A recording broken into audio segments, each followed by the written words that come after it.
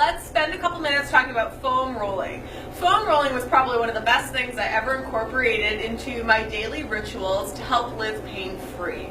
There's all different types of foam rollers out there. This is the most basic. It's smooth. You'll see some with little bumps, different types of patterns on them, and I'll feature one in a future video called a rumble roller that has some pretty intense knobs on it to allow a more deep tissue-like massage. So what foam rolling does is it results in myofascial release. Fascia is the connective tissue that covers all the muscles all over our body. And if they do not get massaged out, they can get entangled in one another, and as a result, it makes it a lot harder to correctly use the muscles, and it also can result in pain and obviously inflexibility.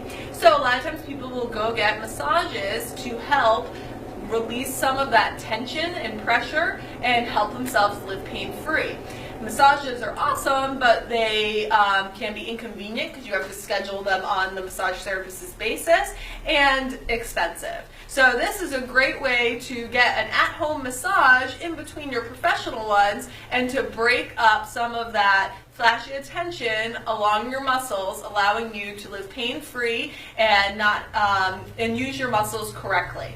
So I foam roll pretty much every single day. I just make it part of my nightly relaxation routine. I watch TV and I sit on the floor and I foam roll, and afterwards I always feel great. Sometimes I am a little unmotivated to get off the couch and start foam rolling, but every time I do, I feel so much better at the end, and I normally make a goal to foam roll for about 20 minutes, and I won't lie, once I get started, most of the time I sit down there for a good hour. It just feels so good. I'll do a portion of my body, and then I'm like, oh, I want the rest of my body to feel that way.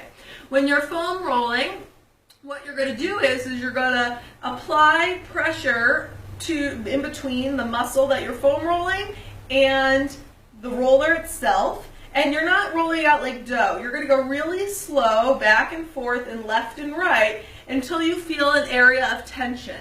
And once you find that area of tension, you're going to roll little micro movements until you feel that fascia break up and relieve that tension.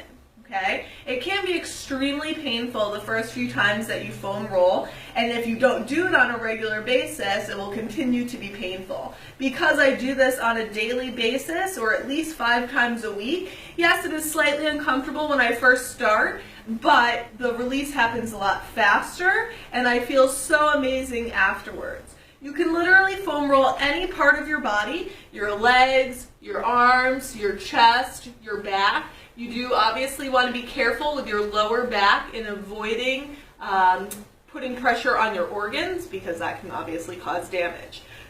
But some foam rollers come with little instruction manuals, and there's also some amazing stuff on YouTube, so you can keep that in mind. But again, you can either apply more pressure by stacking legs on top of each other, or relieve some of the pressure, okay, by using your other leg to lift off of the foam roller. This muscle group I'm massaging right now is called your IT band, and that can actually be a really painful area for a lot of people, but it also explains why a lot of people have sciatica and hip issues, so it's definitely a place that I never ever skip.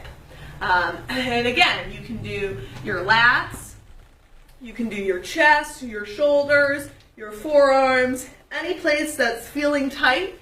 You can get a great at-home massage with a foam roller. So if you struggle with pain on a regular basis, I would highly recommend that you invest one of these types of devices.